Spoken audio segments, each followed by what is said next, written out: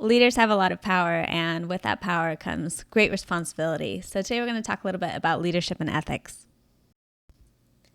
We'll be reviewing the toxic triangle. We're going to discuss what we can do at the team and organizational levels to decrease destructive leadership, and also provide some guidelines for more ethical leadership decision making.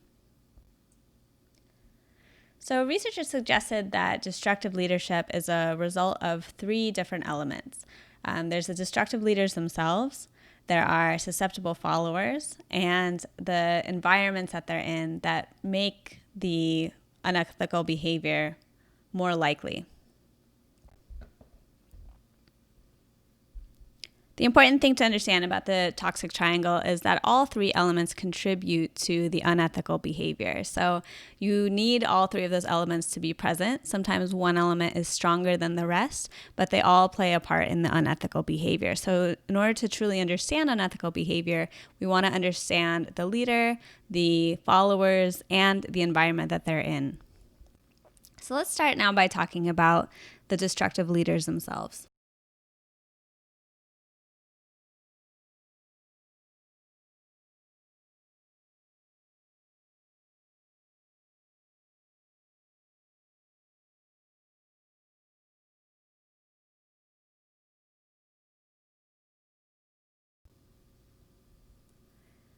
Another personality trait that toxic leaders tend to have is narcissism.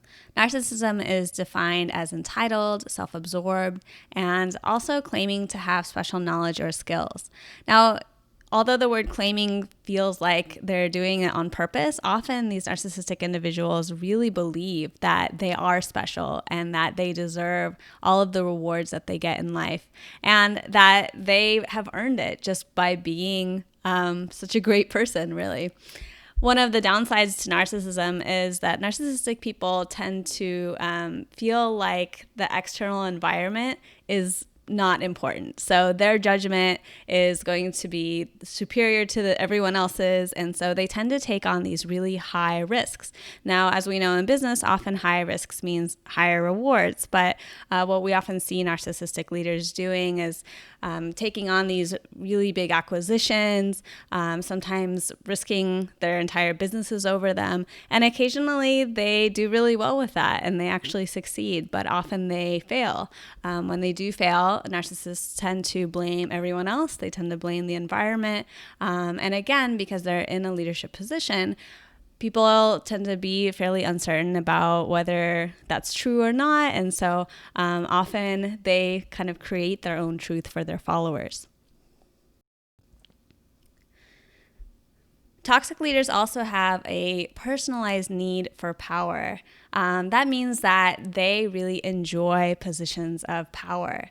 They tend to be really impulsive, which really just means that they actually tend to be pretty emotional and also extremely punitive. So if somebody questions their authority in any way, if they try to correct them in some way, the narcissistic leader often will lash out to protect their ego and to protect their position as the supreme authority. Research on unethical leaders, and particularly historical unethical leaders, actually has identified quite a few themes that they have in common. One of those is a childhood experience of feeling powerlessness.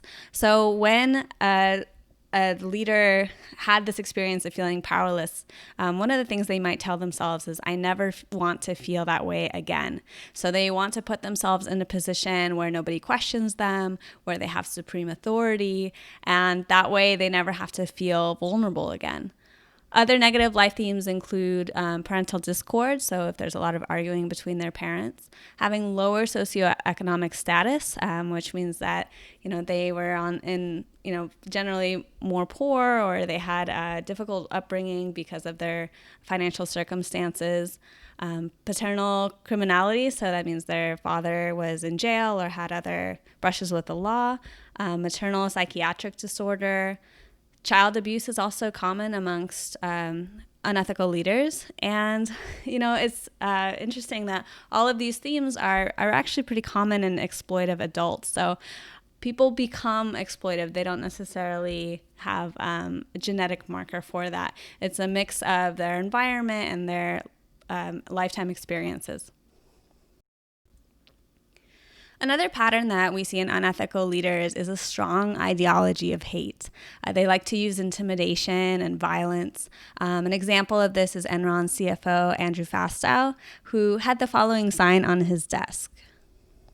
When Enron says it's going to rip your face off, it means it will rip your face off.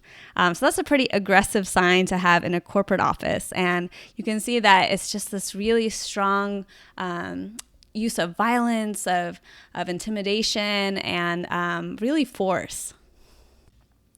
Another example of this ideology of hate is Ray Kroc's quote. Ray Kroc was the founder of McDonald's, and he said, "If any of my competitors were drowning, I'd stick a hose in their mouth and turn on the water. It's ridiculous to call this an industry. This is not. This is rat eat rat, dog eat dog. I'll kill them, and I'm going to kill them before they kill me. You're talking about the American way, survival of the fittest." This theme actually comes up over and over when we look at unethical leaders. They often justify their behaviors by saying that if I didn't do this to other people, they would do this to me.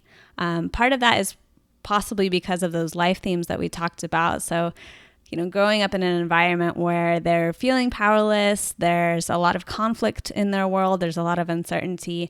They feel the need to take control as an adult. So again, that way they don't have to feel vulnerable.